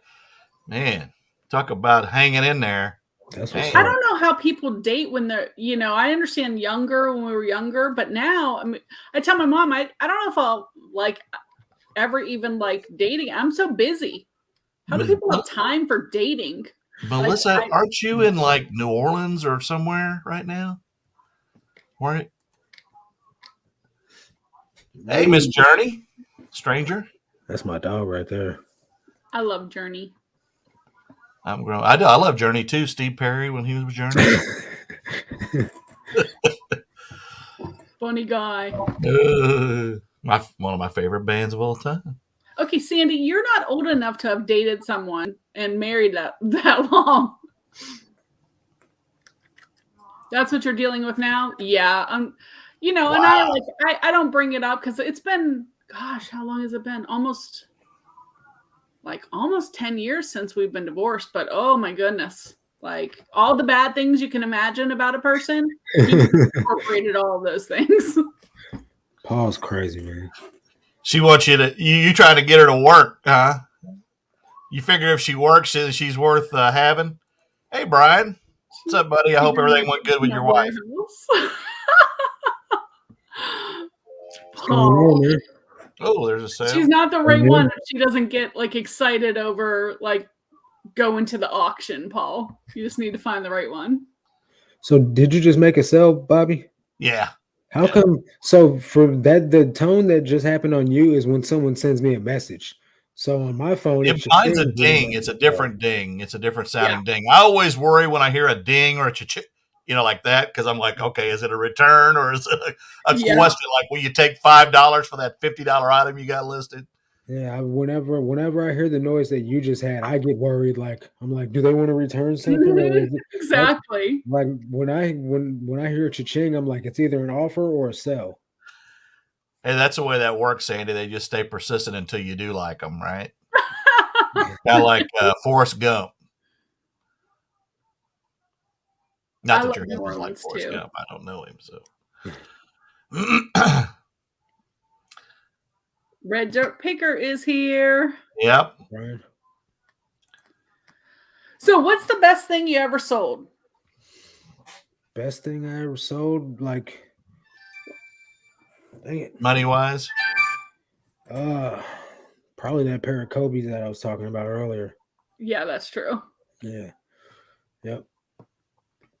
The next best thing that I ever sold was probably, at least one of the coolest things, was a vintage wrestling shirt. Not for a whole lot of money. I only sold for $135, but it was a medium.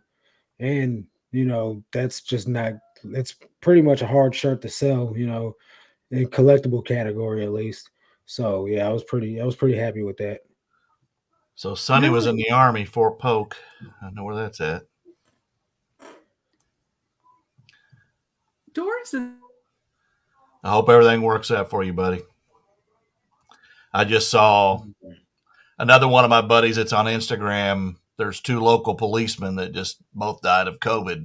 Oh, wow. And I'm just like, please, people, just get vaccinated.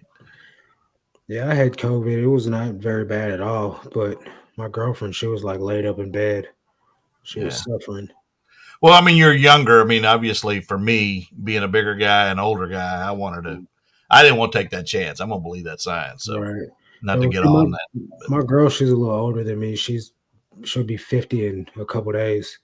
So, I guess it was rougher on her due to her age. I'm not sure. And she smokes. So, I think that right there. Yeah, that right there. Hey, by the way, it says, what do you enjoy selling that may not be good money, but quick money? Would that be the jeans that you enjoy so much? I actually enjoy selling jeans. I like listing them. I'm so super fast at them. What I enjoy selling, not be big money, but quick money. That would probably be my internet went out. Shirts, maybe. I don't like listing shirts. I don't like lifting most tops, but they sell for decent money. It's not very quick though. But quick money. Probably I don't know, man. I guess it would have to be some type of clothing, because I look everything up unless it's something that I've sold before. Because I look it all up before I buy it, I try to not buy anything that won't sell quick, So, and I don't sell. That's the goal for everything we buy. Well, some people will be like, "Oh, I'll pick it up for $1. I don't care if it takes a year to sell," but I'm not really like that because I've only got limited storage. I did just get a second storage unit at the beginning of the month, but I'm still trying to get through it. I'm trying to turn and burn. Nice. Yeah, I'm one of these people that don't take it down. I just leave it listed till it sells. Now I'll adjust the prices, but I got limited inventory too. You've seen my house in my videos where I've showed the eBay room. I've got a closet in my bedroom full of jerseys, along with my personal stuff. I've got a Blockbuster shelf. I've got shelving of video games, and part of my garage has inventory on shelves, but my car still goes in my garage. So when that doesn't happen, then I'm overwhelmed. So see, I got the storage units because I lived in a 1-bedroom apartment when I first started reselling, so I didn't have room for it in there.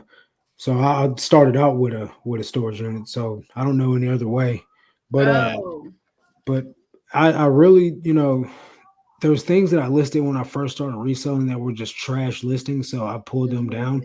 But now I'm in the category of just dropping the price till it sells. So I'm not removing anything these days. I just try to not list crap in the first place. Right. Yeah, I'm adjusting prices, and I'm really coming down on some things. Like yesterday, I took everything Star Wars related, probably 150 items or whatever it was, and just started dropping prices to try to get them, without, it's not everything you can send offers on that have watchers. But shoes and t-shirts and jeans, I've been dropping those prices just to try to get a bite, to push them. But I am promoted. I send offers constantly. I do this 7 days a week. But sometimes people just want you to cut your throat, to get a sale, but I'm not about all that. Yeah, I won't give it away where I'm losing money, but I will. I mean, there are sales where I'll make $3 or something to get rid of something. I'll do that. I'm not above that, but I'm not trying to just get, screwed on a deal either. Do you have best offer on everything? Every single listing. Me too. I took mine back off. See, but you can always deny it though, man. Yeah, that's I know. I never decline. I always counter. Even if it's like back to the original price I have it listed at. You know what I mean? Because I've done that before too. Like I have something listed for $40. Someone sends me a $5 offer. I'm going to counter with $39.99. Somebody did that to me today. I had something listed for $22 and they offered me $2. So I came back at $22. I'm like, no. I don't like to play games, but I try to not get emotional about it, because when I first started reselling, I get super heated, like so pissed off about it. And I'm just like, you know what? I'm not even gonna let that happen, because I know, like Dana Invest, my buddy, he'll go to a yard sale and offer someone $1 on something they want $100 for. You know what I mean?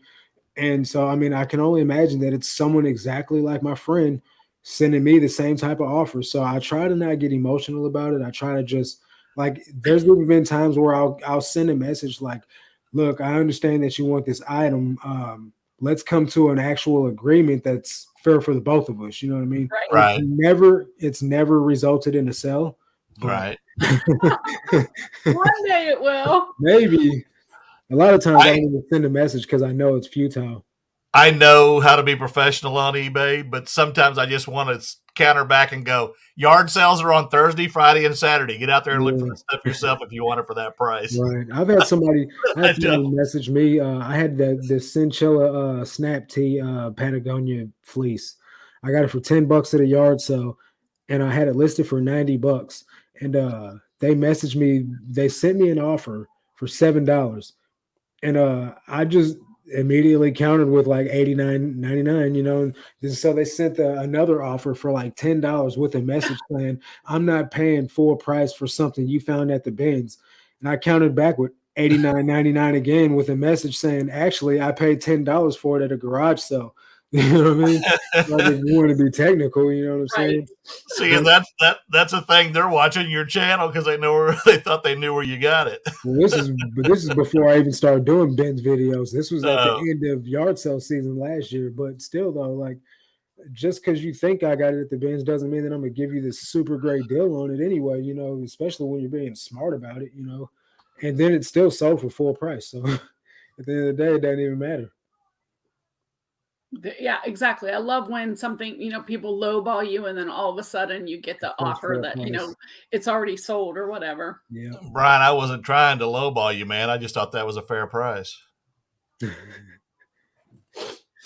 But I get emotional about it sometimes. And I've done this long enough to know better, but I'll be like, don't waste my time. Oh, delete. Shouldn't say that. See, I try to handle myself accordingly since I'm a Christian, and try to not act like not like a Christian. So it's difficult sometimes, because I feel like I'm getting tested, but I just got to stay the course. Yeah. And I mean, an eBay wants you to. If I've had an issue with somebody and they've left a neutral or a negative and I don't like it, I've got to be professional responding to it, and then go to eBay and say, "Hey, look, this is the story." They had it for a week. Top rated plus, Bobby.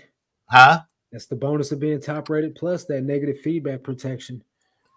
I know, but I'm not paying. I'm not doing free. That's the thing. You do free returns? You don't have to do it on I'm not everything. doing free returns. You don't got to do it on everything. Just the items that you do offer free returns on, you'll be top rated plus. So all your electronics don't offer free returns. All your clothing or whatever you feel like you can afford a return on, offer free returns on it, and you'll be top rated plus on those items. You'll have feedback protection on those items.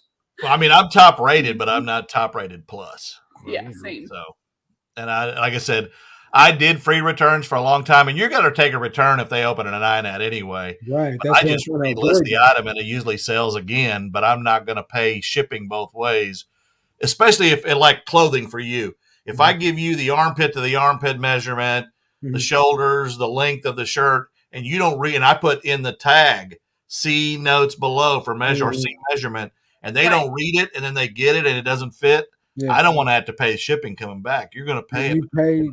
Do you do free shipping or do you charge shipping? I charge shipping. I rarely do free shipping. Yeah, I don't do free shipping on nothing. Yeah. The only thing I do free shipping on is HBA, and I'm getting out of that game. Yeah. I've had, like today I had a return. It was a pair of Jordans. They came back. I paid $10 for them to get shipped back. But at the end of the day, they're $100 pair of shoes. Like I can just turn around and make my money back on it and just take if I take an offer, I'll make sure it's $10 more than what I want to make up for the return shipping on the last sale. Yeah. You know what I mean? But it's at the end of the day, I feel like it's worth it because you also get a 10% discount on final value fees too. So yeah, it's got its perks, and you get higher visibility in the listing. Well, top rated, you get discounted for shipping. So but you get even more on top rated plus, and then you get an even higher boost in the listing search ranks.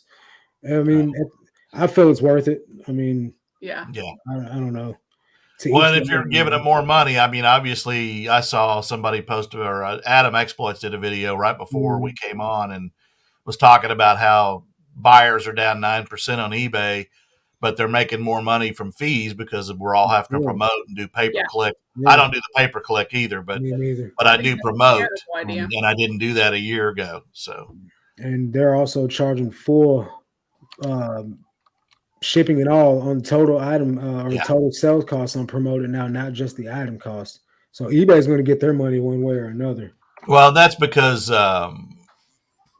the people were doing free shipping and then add more to the cost. So they felt like they weren't getting the money from the shipping. So now they charge as the whole. I mean, you're seeing it. Top rated is too much extra work. What makes you say that? I don't feel like it's very much work at all. Oh, well, it's top rated plus. Just because I just refuse to do free ship or free returns. That's the only thing that makes a person get top rated plus is free returns. It's the only thing. Yeah, you got to have 1 day handling time and then free returns. Yeah, but that's the only thing that gives you the top rated plus. I mean, that's not much work at all. It's just two decisions you have to make. My buddy Oscar's watching my live, and he sent me a message on an item. Nice. Oh, okay. Oh, it wasn't a return being opened. No, he just was telling me he's watching, but I guess he's not. Ask yeah, Bobby's heart's in Texas. I live in Oklahoma, though. Yeah. Yeah, I just literally used my eBay shipping coupon today. I bought boxes to ship hats in. Oh, I buy mine. I use my coupon immediately. As soon as that quarter's up and that new one pops in. I forget about it. Hey, Doris. Yeah. Doris, neither do I. Yeah. I mean, they're going to make you take it back anyway, but that's okay if you pay. I'm not going to refund your money unless it was my issue. Now, if it's truly my issue and you know in your heart whether it is or not, yeah, and I give them their money back. You know, I had a guy the other day returned an album. He bought it the same day I listed it for $20. It's a blues album, and it didn't have a paper sleeve in it, but I wrap it in bubble wrap and I put it in an LP box, and it got there fine. Well, he was mad because there wasn't a paper sleeve in it, and so I told him, hey, just return it. I'll give you money back, and I'll just relist it and resell it. So when I got it back, he had put it in a paper sleeve, bubble wrapped it, put extra cardboard around it, then put it back in the record box. And so I refunded his $3.19 because I'm like, this guy went out of his way to make sure he got it back right. And now it's going to go back out the same way he sent it back to me. Right. But I was like, oh, my goodness. I mean, it was protected, but you really went above me on sending it back. Because he was showing me this is how it's supposed to be done. Yeah. But that's okay. $3.19 was worth that lesson. That's how people are with those hype sneakers. Like when you get a brand new pair of dead stock Jordans or something like that, the Yeezys that never been worn, where the collector wants the box as well. Like you got to like pack the box like in a box with bubble wrap and packing paper and all this stuff wrapped around the box. And, you know, you got to treat it like you're packing like a newborn baby in there. Gwendolyn, I do 2-day handling as well, and I sell plenty of stuff, so it hasn't been a problem for me. I do 1 day or same day. Yeah, I do 1 day or same day too. Typically, I get it out way faster, you know, usually within 24 hours, but I would rather, you know, not over promise and something comes up and I can't ship it, so I'd rather like over deliver from what they expect. Yeah, I guess my only time I have a problem is when like I sell something and I got 1 day shipping and I can't find the item, and it's usually a little bitty Hot Wheel car, figure, something, kind of like what Paul was selling yesterday on Whatnot. I'll sell something like that, and I'm like, okay, where is it? It may be something I've had for 2 years, and I know it's somewhere. But that was my problem when I grew from 1,000 items to 5,000 items. I wasn't keeping up with the SKUs until I got up there over 2,500, 3,000 items. And I was like, okay, you got to start skewing everything because you're not going to be able to find the smaller stuff. And that's what I have a problem with. So then I'm up against the gun. I know I've got to like 2:00 my time to get it shipped, or else I get a ding for late shipping. And my shipping is almost 100% on time because it also matters if the post office scans it too. Yeah. And I make them scan mine when I go to the post office. I stand there and watch them scan it. I do too. I'm going to have to start because the lady who picks up my mail, she's wonderful. And sometimes I have 100 packages out there, but they're not getting scanned at all. I was having issues with that myself where I was getting late shipment defects and I literally went up a whole % on late shipment defects in 1 day. And I'm like, what's going on here? So I looked and there was like 12 items that hadn't been scanned in because I was scheduling the pickups outside my house and they weren't scanning them. And then we had those 2 snowstorms. So I've just been taking them directly to the post office and making sure that they get scanned in because nothing's been going wrong when I do it that way. Right, exactly.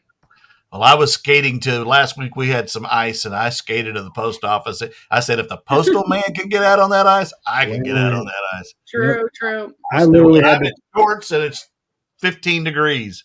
I had to park my car and like walk to my storage unit because I couldn't drive on the ice and the snow, like because it's on a rural like country road that where my storage is, and it goes up a hill and like I just was sliding, I was spinning out, so I just pulled my car over and walked the rest of the way to it because I'm like I must get packages. You got that same ice storm we did. Yep. Yeah. I need to start when I go, because our post office is they have a counter. They want you to put everything on. If you're just prepaid, they don't want you to stand in line because they want to do it when it's convenient for them. I've had that too, but I don't listen to them. I'm like, no. I'm one of your bigger customers. You're going to scan my stuff. Yeah. I just tell them my business relies on you scanning these packages. So yeah. Well, then see, they'll get annoyed. And so they'll want to enter the zip code and weigh every item. I'm like, all I need you to do is scan. Well, they scan it away and do it. They scan them with the gun, sit it on the machine or on the scale, and then they press something on the screen and then move on to the next one. If it takes a while, it takes a while, but I'm getting that scan. That's all. I'm going to have to start doing it because it's getting out of control with when things not getting scanned. It's bad. Yeah. Hey, Cindy. Yeah, my account health relies on it, and this is how I make my money. So it's what I got to do. Absolutely. Yep. Yeah, I mean, obviously, I track every shipment, but you always worry about the ones that are $400, $200, and I'm really watching those. Making sure they don't go down the wrong path. Yeah. But I watch all my shipments, even if they're $5 shipments. I want to track them and make sure that they're en route. Yep. Maggie, when I get somebody who wants to weigh them, it's the days, of course, I have 100 packages going out. That's when it happens to me. Yeah, and I've actually had my postal carrier offer to take mine when she sees me getting in the car to head to the post office. And sometimes I'll let her have them, but then sometimes I'm like, yeah, I really want to get them scanned. She goes, I can scan them for you. I was like, okay. But I don't see her, and I'm not leaving mine outside my door, even though I live in a good neighborhood. I'm like, I'm still not doing it.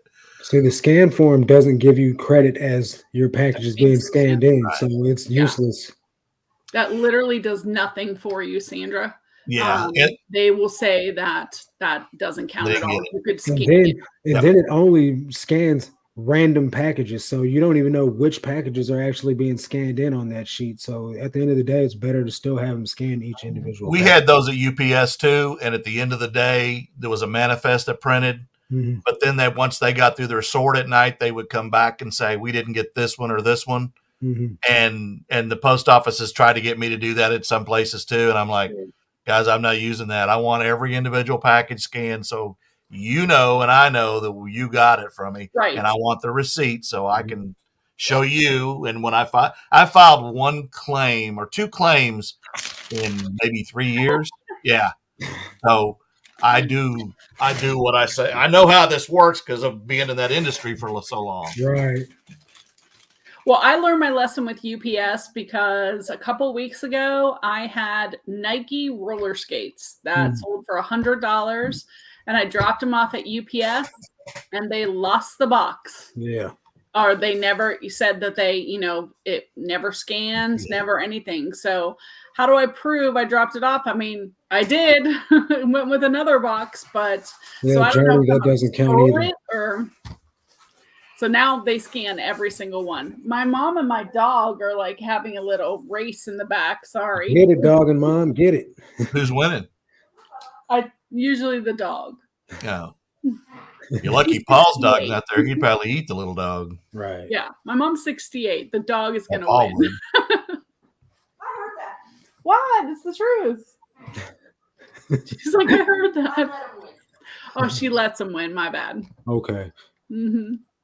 I'll check mine. Always scan. Show you. Oh, really, Journey? Lucky. Yeah, you can usually check them that night and at least see that they're in possession of the item. Yeah. Because again, when they scan it, it's not automatic. They've got to drop it in a docking station for it to feed the information through the system. And I've had the scan. It'll say package scan, or label printed, but not been scanned in. You still get a defect that way. So that's why I take them and have them scanned in. All the more reason mine will get scanned. 3 towns over, a day later or whatever. See, and I've got postal services since I live in a rural town. There's one over here and one over there. The one over here is 5 minutes away from me, but it's a different zip code, and I don't ship in a different zip code because you can get labeled as a drop shipper by doing that.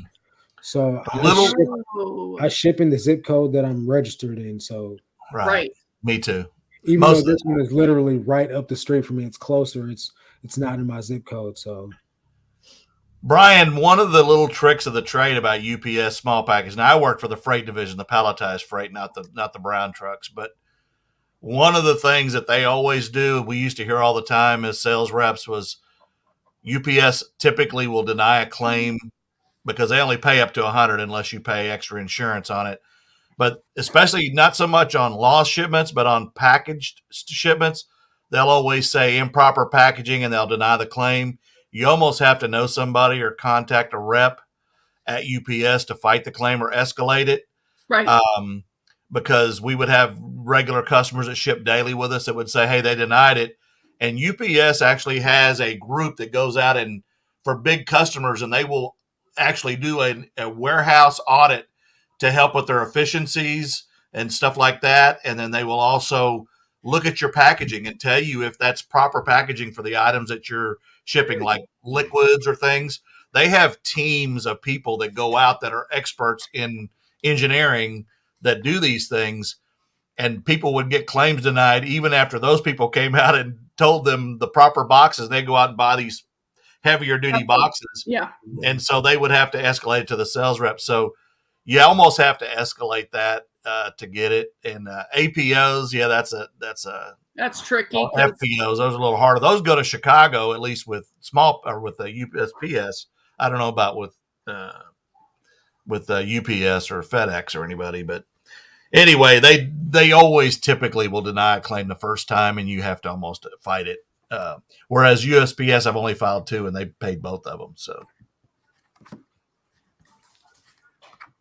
And I ship a lot, so I've had pretty good luck. And on something small like $4, $5, I'm not even going to fight. I'm not even going to file. No, me neither. My time, I'll just eat it. That's part of doing business. Yeah. Me too. Well, cool, guys. Anybody got any questions for Angie or Mr. Marcus? Oh, this way.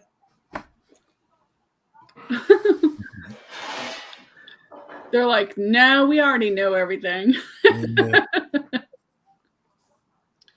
What did I send as proof? Well, both of mine were damage issues. So I had the buyer send me pictures. And once they sent me pictures of the items, then I uploaded those with the tracking information. I've never had one lost. With eBay, you can show the value of what you sold it for. Right. Yeah, that's what I use. Yeah, and See, hopefully you have insurance because that happened with my girlfriend. She had a set of like life books, like Time Life books, and the USPS damaged the box, and it arrived, messed up to the guy. They didn't do nothing. She had insurance on it, but they didn't do anything to refund her money or nothing. Like, so she put a claim out and nothing. She didn't get none of her money back or anything. That brings another good point about UPS is remember when you're using a shipping company, when they ship stuff, whether it be pallets of freight or whether it be individual packages, when they pick it up on their truck, it's just anywhere.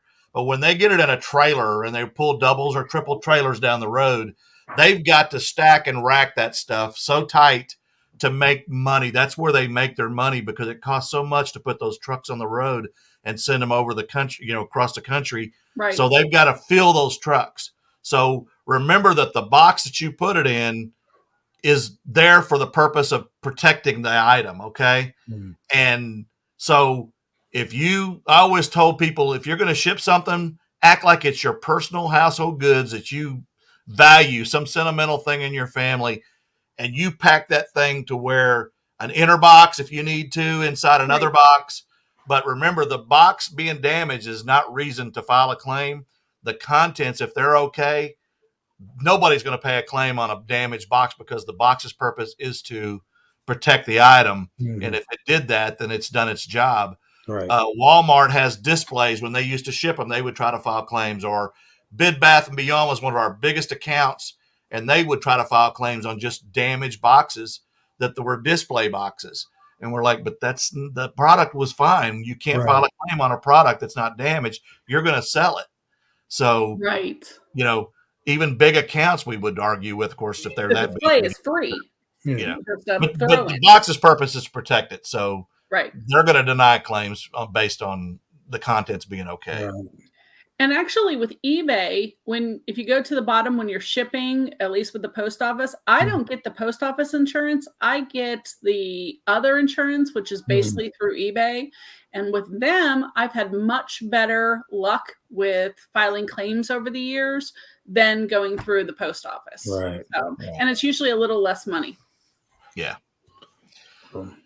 Yeah, I mean, just remember it again, labels, all those things. And in the old days, when you were talking about eBay earlier, when I first started in the business in 1983, get out the service, Pure Letter Courier was the company I worked for.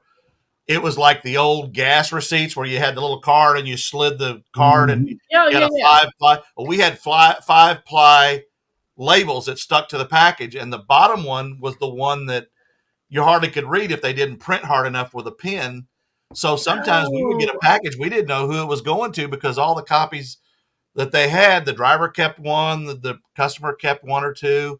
And so there were times we would open up a package that we couldn't read the label on because they didn't print hard enough, and we'd find drugs or cash, which was illegal to ship via us. So there were lots of times that and I always tell people, mark out old labels, always check reusable boxes because a lot of us do that. Make sure all the labels are covered up. Make sure any hazmat markings are covered up. All those kind of things, because those all affect the transit of your package. What do you do when you seize it when you find cash or whatever? Yeah, we actually in that position the customer called us and said, "I've got a package that hadn't been delivered. I was expecting it," and so we asked him what was in the package, and he said one of a kind artwork. And George Washington's aren't one of a kind artwork. So we actually called the police department and they showed up at the same time. And then he saw them there and he turned around. So they took the money. I don't know what they did with it. When I was a terminal manager I won't name the company now because it was a different company in Phoenix, over a short period of time, we found 2 shipments on our dock. Now, remember, I work for a company that hauled palletized freight. And in one case, there's always telltales when people bring stuff to the dock to ship when we actually can pick up at your location. And in one of them, it was a wooden crate, probably 400 or 500 pounds. And it was sealed like Fort Knox, and it had bubble wrap on it. It had nails every quarter inch all the way around this thing. And they described it as used auto parts, which aren't that valuable. And, so my dock worker came to me. I was the manager, and he said, "Hey, I think we got a drug shipment out here," and they'd brought it to the dock to drop it off. So we called the ATF, and sure enough, they came out there and they opened it up, and it was 500 pounds of marijuana headed to the Northeast, usually Detroit or Pennsylvania, somewhere up there. And we had people that would drop at the dock all the time. And sometimes if the crate gets damaged, we know, then and you go, "Hey, that person's been dropping freight at our dock for 2 months, has been shipping marijuana shipments up Northeast." And personally, I have nothing against marijuana, but it was illegal. So you can't. The ATF got involved, and we had another one where 2 women, one of them pregnant, one 10 o'clock at night on a Friday night, we're about to shut down, go up in a U-Haul. They can't get the crate off the truck, and it's too low to our dock. So we had no weight. It was so far up, we couldn't get it off. And I asked the lady, just said, "We pick up at your place. What is it?" And as soon as they said used auto parts, it was like a flag went off in my head. And she didn't have the money to ship it, so they had to go to an on-Q or QT out there and go get money. And when they came back to pay me, they didn't come back. They only had given me some of the money. So I couldn't ship the thing. And my dock worker goes, "Hey, you got the bill lading for that shipment?" And I was like, "They haven't come and paid me." He goes, "Well, a bunch of guys just showed up and hand unloaded that thing onto our dock, and they took off." And again, I had to wait till like midnight for the ATF to bring a dog out. And sure enough, that's what it was. Yeah. So we held it. And then eventually ATF told us to move it to Detroit, which is where it was going. And once they sign for it in Detroit, they know what's coming. So the police there arrested the people. But, it's just, there's so many stories over the years through theft and other things that you could sit here and there's just a lot that goes on when there's value in these packages. And Awesome. Well, Bobby, we need to call it because Amazing Race is about to come on, and we're all about that finale. Yep. And I do love GSP too, by the way. Yeah. Marcus, thanks a lot. Tell us what you got going on your channel real quick, and then we'll let you get busy too. Well, so Monday and Fridays I do my bins video releases.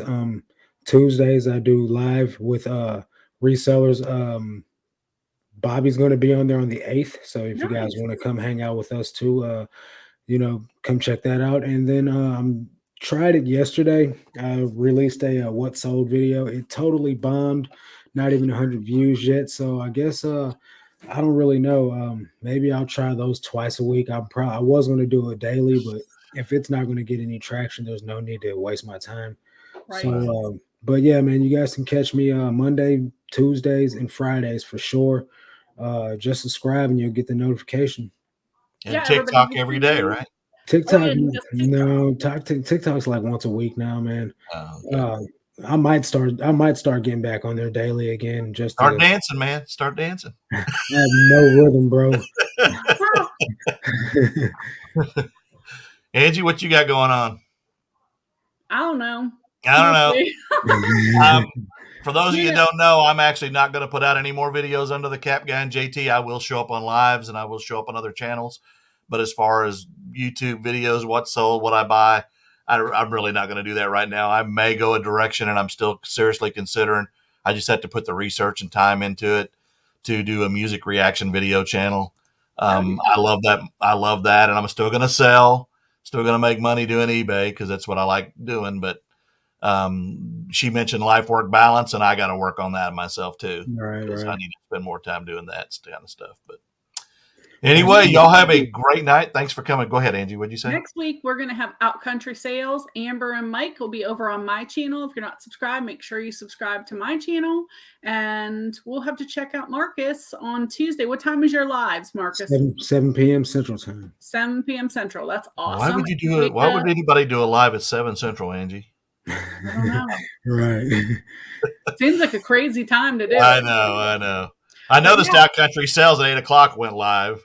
Yeah, so I think they can only come for an hour next week because they have a live. They do a resell or something on Wednesdays. But I just think they are doing a really neat thing. They are spending a lot of time investing in Walmart clearances and other store clearances to resell on Amazon. So I thought it would be interesting to learn more about someone who's doing Amazon. Hey, Gino. And just see, how they're doing it, how they're getting ungated, what they're doing to grow their business and stuff. So I thought it would be really interesting. But Marcus, totally enjoyed having you on. Great to learn about you. I can't wait to follow up. I'll be watching a bunch of your videes now. Gino's going to have to go back and get some Geritol and some popcorn and watch the replay. And maybe the second hour next week after Out Country, you can have Paul's dog on and he can lick the peanut butter jar. Yeah, okay, we'll do that. I'll have Oliver on too, but he hates peanut butter. What? He's not a real dog. I know. He's a cat in a dog's body. Y'all have a good night. Thanks again, Marcus. Great one, guys. Thanks, guys. Appreciate it. You bet. Peace.